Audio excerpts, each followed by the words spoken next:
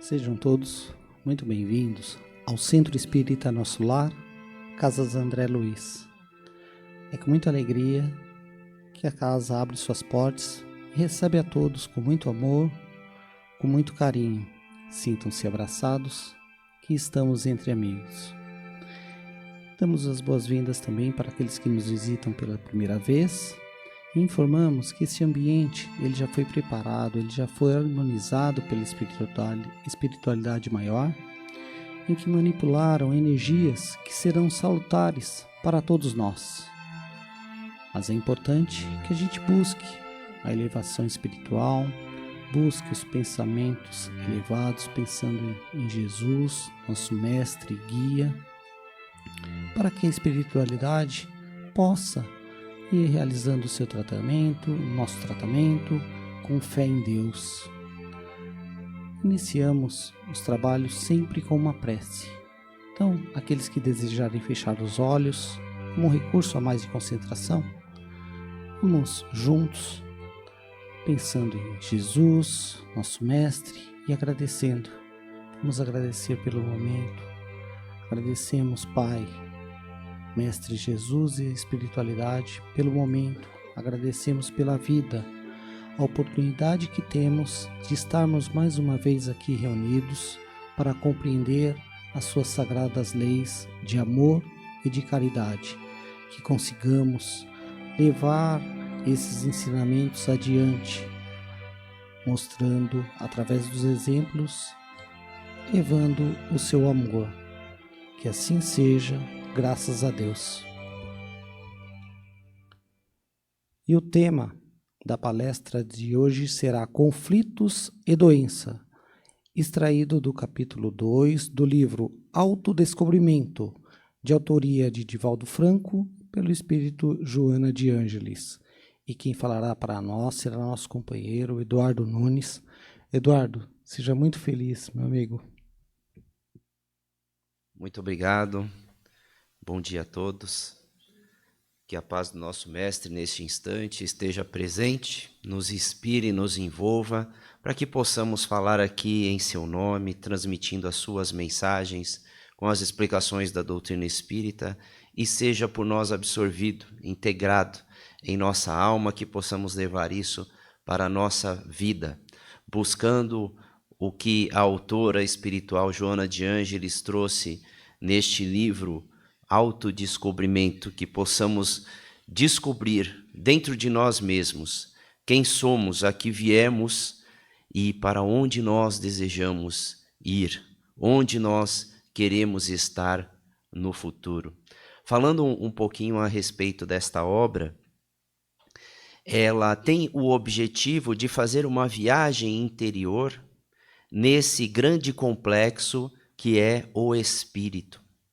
E qual é a finalidade deste espírito, que ora está encarnado no mundo material, mas também está em certos momentos no mundo espiritual, que é a sua verdadeira origem, a sua verdadeira pátria. Os valores que esse espírito tem no mundo espiritual são os valores que vão sendo trabalhados ao longo das existências na matéria.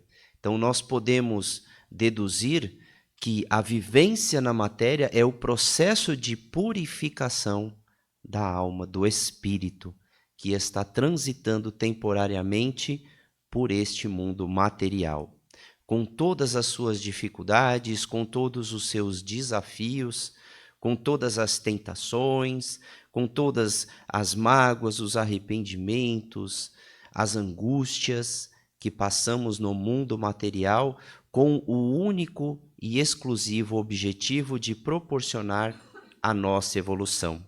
Então, a autora espiritual vai buscar, por meio dos capítulos desta obra, reflexões que vão desde o início de todo o complexo do espírito, que é a sua inteligência, a sua vida, a sua capacidade, passando pela força do seu pensamento, pelos vícios, pelas condutas, pelas consequências, pela lei de causa e efeito, pelo livre-arbítrio, pela responsabilidade, trazendo uma ferramenta de busca pelo autoconhecimento. Porque somente nos conhecendo saberemos o que dentro de nós precisa ser modificado, precisa ser trabalhado para que possamos atingir a felicidade, a paz, que é o nosso destino. Sermos espíritos felizes completamente, porque compreendemos a nossa existência, as nossas motivações e os nossos propósitos dentro dessa existência. Esse é o objetivo da obra como um todo. E nós vamos falar hoje especificamente de um item dentro do segundo capítulo, que vai tratar sobre o pensamento e principalmente sobre os conflitos e as doenças. O nosso objetivo hoje é trazer a visão espírita dos conflitos e das doenças e, ao final, sairmos aqui com a consciência de algumas ferramentas que temos para atuar e trabalharmos esses desafios, os conflitos e as doenças pelas quais passamos. A autora espiritual ela vai começar trazendo uma clareza sobre o pensamento. É importante que a gente saiba de onde tudo surge, para que a gente possa saber exatamente as ferramentas que a gente tem para poder atuar onde precisa ser atuado. O pensamento. Segundo os psicólogos materialistas, eles vão dizer que o pensamento é o fruto de reações químicas no cérebro, porque é o que nós conseguimos ver. Porque nós olhamos, medimos a eletricidade que circula ali no cérebro pelas diferentes zonas do cérebro de atuação, onde tem a imagem, as emoções, onde tem a audição, e ali, quando a gente emite um pensamento, esses equipamentos conseguem medir que no cérebro fazem algumas alterações, que eles transformam em imagens e cores, dizendo, olha, ele deve estar visualizando alguma coisa porque a área do cérebro da visão, da imagem, está sendo ativada. Eles conseguem determinar isso. E com base nisso, eles imaginam que o cérebro é que produz aquilo, e não algo que vem além do cérebro. A doutrina espírita e a autora espiritual vai esclarecer que antes do cérebro, existe algo que promove essas ideias. E o cérebro, ele é apenas o transmissor para esse mundo material das ideias que foram surgidas em outro ambiente da qual nós estamos investigando cientificamente, mas para nós, dentro da doutrina espírita, é o espírito que promove essas ideias, imprimindo no cérebro a sua vontade e do cérebro reagindo no seu corpo físico. Essa tese não é muito difícil da gente comprovar. Eu gostaria de fazer um exercício agora muito breve. Vamos imaginar agora um boleto para pagamento, que muitas vezes é aquilo que nos atormenta, né? Onde que chegou o boleto? E agora? Percebe que a gente consegue pensar no boleto? A gente consegue refletir se eu devo pensar nisso agora, se eu devo pensar nisso depois? Quanto que eu preciso fazer para resolver esse boleto? Ou seja, eu estou pensando sobre o pensamento. O que me indica que não é o meu cérebro que está produzindo isso. Se fosse o meu cérebro, eu não conseguiria pensar sobre ele, porque meu cérebro produziria isso de forma automática. Ou seja, tem algo além que faz com que eu reflita sobre o próprio pensamento, que é o espírito.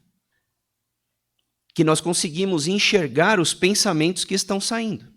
Muitas vezes eles vêm de forma impulsiva por causa do nosso comportamento repetitivo. Ou seja, o nosso comportamento repetitivo grava, torna crenças tão fortes que eu passo a ter ideias sem mesmo ter preconcebido essas ideias, porque anteriormente eu já gravei ali no meu mundo mental, no meu campo mental, que é onde o espírito reside, né? E essas ideias eu consigo pensar sobre elas por quê? Porque existe algo além disso. Refletindo então sobre o pensamento e como ele imprime isso no nosso cérebro e do nosso cérebro imprime no nosso corpo físico, nós podemos facilmente deduzir que o tipo de pensamento ele pode ser benéfico ou ele pode ser maléfico. Ele pode me trazer um estado de equilíbrio ou ele pode me trazer um estado de desequilíbrio. Se eu começar a aprofundar muito no boleto, nesse momento eu começo a entrar em desequilíbrio. Se eu começar a aprofundar nas soluções que eu tenho, eu vou para um outro campo de pensamento. Se eu começar a pensar sobre a espiritualidade superior atuando sobre nós nesta manhã, aqui nessa casa, meu campo de pensamento melhora muito. A minha confiança na espiritualidade melhora muito.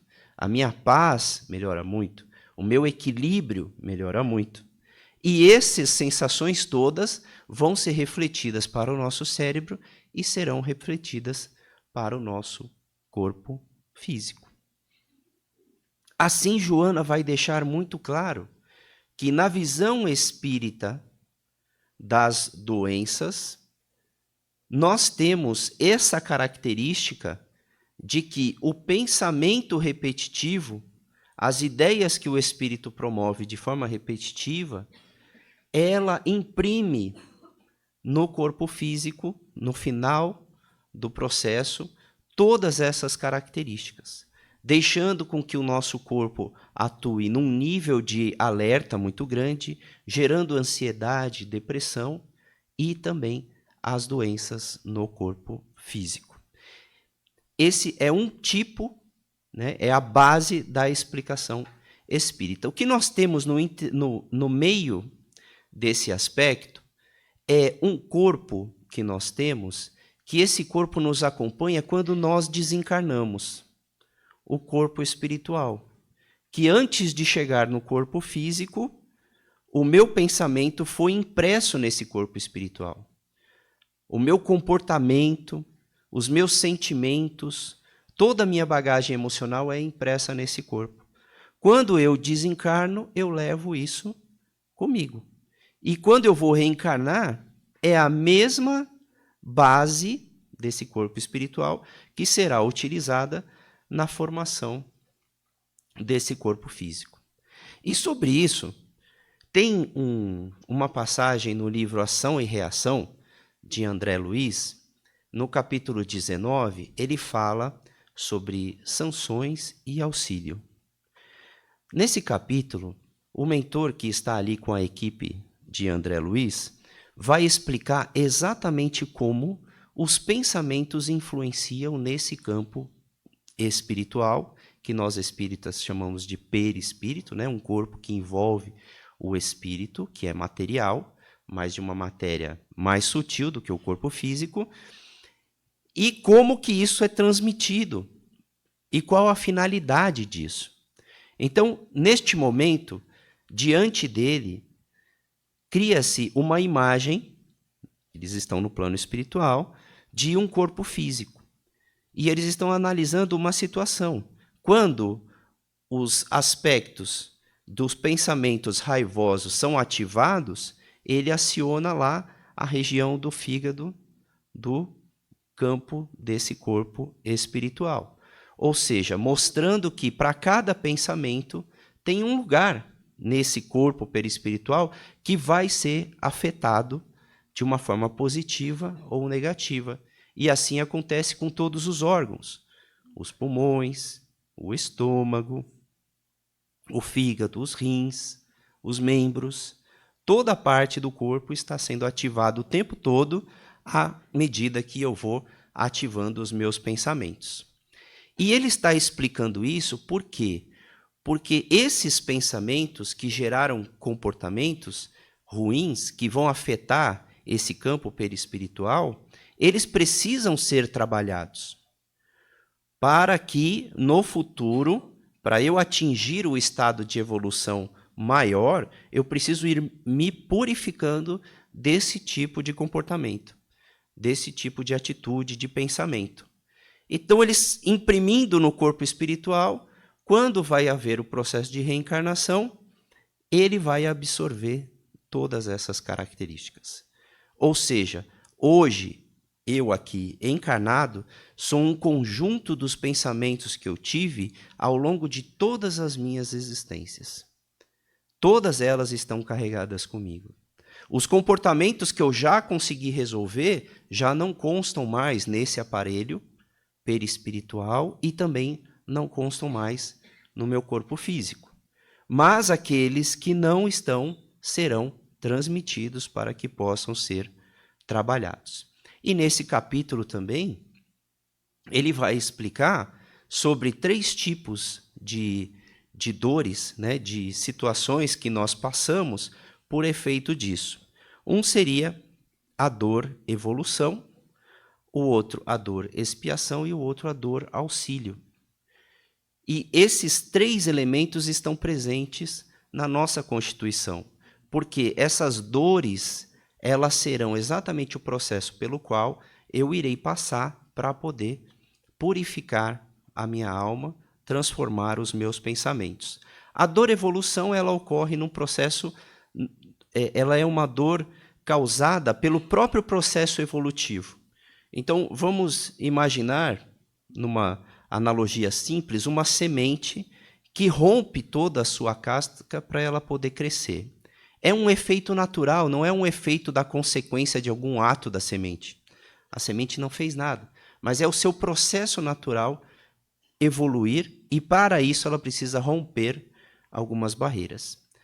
A dor expiação, ela já é uma dor, um problema que pode ser causado ou implantado para que eu expie os comportamentos que o geraram. E muitas vezes, fazendo essa reflexão, algumas doenças, como por exemplo, doenças estomacais, são geradas por um tipo de pensamento contínuo, que depois ele se manifesta como doença, como ansiedade, medo, depressão. Já constatou-se que aquele órgão vai ser mais afetado porque o seu cérebro, reagindo a esse pensamento, ele acaba gerando no seu corpo físico uma descarga de adrenalina, de cortisol, de outros elementos que vão causar esse dano naquele órgão. E existe o terceiro tipo, que é a dor auxílio. São situações que nós pedimos para que esse corpo físico venha, para que ela possa me ajudar a vencer um comportamento. Quer um exemplo? Se existe no livro Missionários da Luz, tem uma moça que ela está, no capítulo 13, ela está planejando o seu processo reencarnatório. E nesse processo, ela tinha um problema grande, porque ela tinha uma beleza na última vida muito além do normal das pessoas. Só que ela tinha, por meio disso, se utilizado da sua beleza, do seu poder de atração para manipular pessoas. E ela fazia isso de forma deliberada e consciente. Ocorre que, ao chegar no plano espiritual, ela vivenciou aquilo. Todas as consequências dos atos de ser assim, todas as pessoas com as quais ela se aproveitou dessa característica para poder manipular. Chegando no mundo espiritual, percebe que ela precisa melhorar esse comportamento da manipulação. E ela pede que ela venha com algum tipo de característica, com uma doença específica, que não a torne tão evidente nessa beleza, que ela tenha as condições de recuperar, mas que ela não possa utilizar dessa ferramenta para a sua queda. Então, esse é um tipo de situação que nós podemos estar vivenciando hoje, um tipo de dor que nos auxilia no nosso comportamento. Se eu tenho um comportamento vicioso, por exemplo, com relação à comida, com relação à bebida alcoólica. Pode ser que eu venha e peça que eu tenha uma condição do fígado, por exemplo, problemática, que eu não suporte tomar uma bebida alcoólica, porque eu já sinto as dores. Essa dor que eu sinto vai me auxiliar no meu processo de não tornar o vício no álcool algo prejudicial para a minha evolução. Dores, auxílio. Percebe então que na visão espírita, esse ser integral que vai além do corpo físico, ele tem ferramentas e meios de poder acelerar o seu processo evolutivo se ele tiver consciência do que ele está fazendo aqui. Isso no campo físico, no campo das doenças. No campo dos conflitos, a situação ela é um pouco diferente por não afetar o corpo físico, mas ela afeta o nosso campo emocional. São situações das quais o tempo todo eu tenho problemas com alguém e eu venho numa família que hoje eu vejo a complexidade que é a convivência com essas pessoas que eu tenho mais dificuldade, as pessoas que convivem comigo. Eu tenho mais dificuldade de aceitação, eu tenho mais dificuldade de compreensão, eu tenho mais dificuldade de interação. Parece que é uma mistura de amor, de raiva, de angústia, de ódio, de vingança. E eu começo a criar essas características no meu campo mental também, e também essas características no meu campo físico. E quando eu me reencontro com essas pessoas dentro de uma família, é evidente que as diferenças vêm à tona. E nesse processo, o meu auxílio é a minha reforma moral. Porque tudo que diz respeito à moral, ele tem a ver com os comportamentos, com os vícios que geram as doenças, mas eles também têm a ver com os comportamentos que geram as emoções. A depressão, a angústia, a ansiedade, o egoísmo, a vaidade, a prepotência, o orgulho. Esse é o outro aspecto que nós também precisamos desenvolver. Mas eles não serão desenvolvidos por meio de doenças ou por meio de reflexo no corpo físico. Eles serão desenvolvidos por meio da relação. Exatamente com essas pessoas quais eu tenho grandes problemas de entendimento é onde o espírito precisa estar para se desenvolver nesse processo. Interagir com as pessoas que estão na família. E como que agora, ciente de quem eu sou na minha complexidade, nesse campo imenso e complexo que é o espírito, que hoje está na condição humana, buscando ser melhor, buscando a sua felicidade, a sua paz interior, o que eu posso fazer entendendo isso, essa complexidade agora?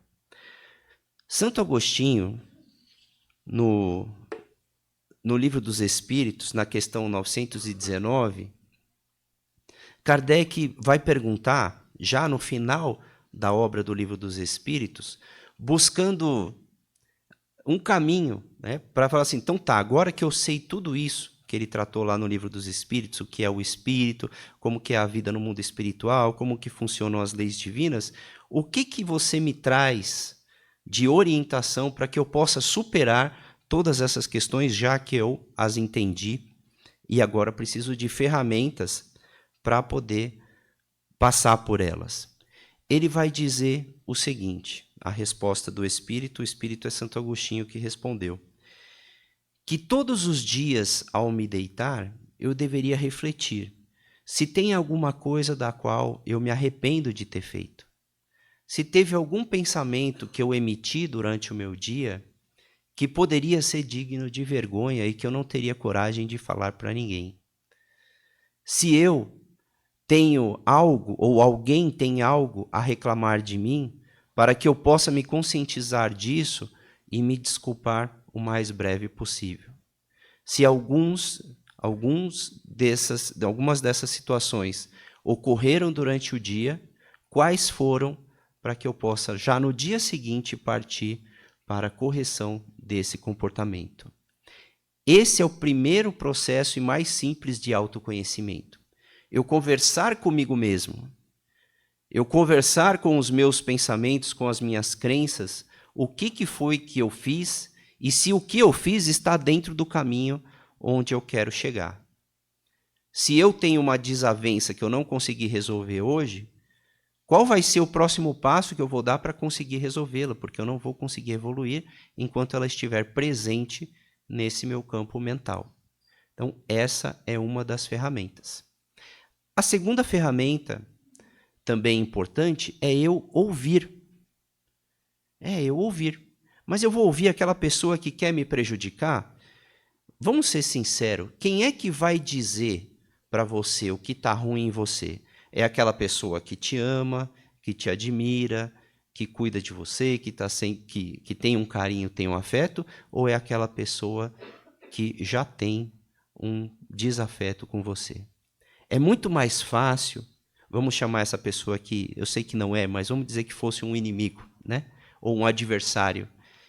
O adversário vai dizer, mas você é muito prepotente, você acha que sabe tudo, você acha que você está certo em tudo. Será que ele não tem razão? Não é que eu seja ou não seja, mas eu ouvir e fazer a reflexão sobre o que eu estou ouvindo, pode ser, só pode ser, porque eu sei que aqui só tem seres evoluídos, né? Ninguém passa por essa dúvida. Pode ser que em alguns pontos ele tenha razão. E ele está me entregando de bandeja. Ele está dizendo, presta atenção nisso. Olha o que você está fazendo. Então, é um ponto para a gente poder refletir também. O desenvolvimento da consciência, o estado de consciência, estar consciente sobre cada palavra que eu vou dizer e o porquê que eu estou dizendo e qual é a minha intenção com aquilo que eu estou dizendo. Por que isso é importante? Porque muitas vezes nós agimos no impulso. Nós dizemos coisas que depois, se a gente refletir, a gente fala, puxa, não precisava ter sido assim. Podia ter sido mais suave. Eu poderia ter falado a mesma coisa de um outro jeito, sem ofender ou sem agredir. O que aconteceu nesse momento? Eu perdi o filtro. Eu não estava consciente das palavras que eu estava dizendo. Então, desenvolver essa consciência, e do jeitinho que a gente pensou lá no começo, né, quando a gente viu que nós podemos analisar um pensamento, eu posso analisar antes de dizer o que vai ser dito. Eu posso me antecipar ao que vai ser dito, principalmente se for uma situação conflituosa, onde cada palavra pode gerar um entendimento equivocado. Esse estado de consciência é extremamente importante. É o que Jesus nos pede quando ele diz, orai e vigiai. Porque nós não estamos passíveis de errar. Nós vamos errar nesse processo. Não tem como. Eu costumo dizer que as pessoas que fizeram, que hoje fazem bolos maravilhosos, né, deliciosos, os primeiros bolos delas foram terríveis. Os primeiros caiu, desmontou, não tinha consistência, não tinha sabor, o açúcar foi de mais, de menos, e não conseguiram atingir um bolo perfeito. Nós também somos assim. Nas nossas primeiras interações, nós não vamos ser o perfeito, mas com o tempo, com o exercício, vamos fazer bolos deliciosos. Vamos ter mais consciência daquilo que nós estamos falando e o que nós queremos dessas relações. E o orar e vigiar também nos remete à questão da prece. É incrível, há muitos anos, eu tento ter a disciplina de orar todos os dias pela manhã e pela noite. Mas pela manhã, a gente tem que estar às 7 horas no trabalho, acorda às 6h55, né? E se desse, a gente empurrava até 6h59 para 7 horas. Então, assim, a gente vai espremendo o nosso tempo para que não caibam coisas essenciais para a nossa vida. Porque a oração e a prece nos coloca no nível dos espíritos superiores. Nos colocam em contato com eles. E a exemplo de tudo que eles fizeram dentro da codificação espírita, eles estão ali. Nós é que não atingimos o patamar para poder ouvi-los. Mas a prece é o meio. É o caminho que nos eleva para que nós possamos ouvi-los. A prática de receber os passes também. Estar constantemente nesse núcleo amistoso, amável, acolhedor que a espiritualidade nos promove, faz com que a nossa vibração também eleve. O nosso corpo físico sendo tratado, o nosso corpo espiritual sendo tratado e o nosso espírito também sendo tratado, colocando novas ideias diferentes que vão mudar o nosso comportamento. E o exemplo disso, a manifestação dessa condição é a prática da caridade. Dentro da doutrina espírita, nós vamos dizer, fora da caridade não há salvação. O que significa isso? Não é uma regra, faça a caridade. É o processo. Toda vez que eu me coloco à disposição para auxiliar alguém, só o fato de eu ter me colocado já me coloca em contato com todas as pessoas que têm o mesmo propósito, no mesmo ambiente. Eu vou compartilhar aquilo que eu tenho de melhor, além do que é físico, além do que é dinheiro, matéria, bens materiais, eu vou compartilhar o meu tempo, a minha emoção, as minhas palavras, o meu sentimento com outras pessoas que estão no mesmo propósito para auxiliar aqueles que estão buscando a sua melhora, o seu tratamento espiritual, uma conversa, visitar algum lugar onde as pessoas estão internadas e não têm acesso. Qualquer ação que eu tenha na caridade também faz com que esse campo mental se abra para receber o que é bom. E onde tem luz, não existe trevas. Não existe um lugar escuro, não apaga a luz. A luz quem apaga somos nós. Se nós acendermos uma vela num lugar escuro, acabou a escuridão. Se nós acendermos essa luz espiritual dentro de nós mesmos, acabou a escuridão dentro de nós mesmos. E isso vai passar para o nosso corpo espiritual, vai passar para o nosso corpo físico, vai nos auxiliar nas curas das doenças que nós já adquirimos e vai nos auxiliar também nas relações que nós temos e queremos manter.